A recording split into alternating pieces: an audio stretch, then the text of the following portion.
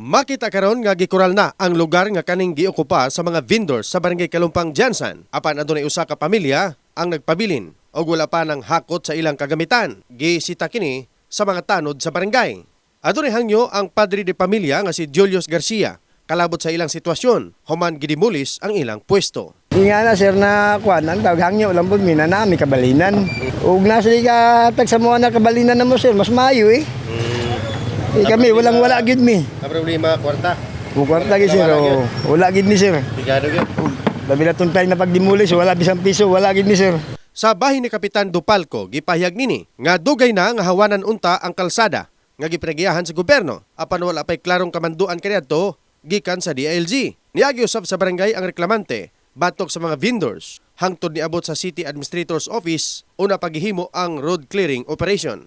Ang katong nangadto, ang katong nagpaparinta. No, nag-adto dito sa barangay. So akong gi-expense sila nga adunay reklamo kabahin sa kaning letter.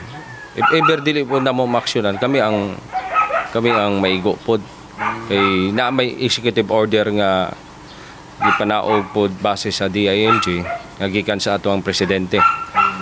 Ang gihimo namo lalo na sa mga katauhan katong nagparinta sa area. Dito lang sa City Administrator. Dugang ni Dupalco, taas nga panahon matud pa ang gihatag sa lokal nga panggamahan kanila aron makakita og kabalhinan. Gani hangyo ninis pamilya nga mutuman na lang sa kamanduan aron nga walay mamahimong gubot. In the heart of changing lives, kini si Brigadier Jason, Brigada News.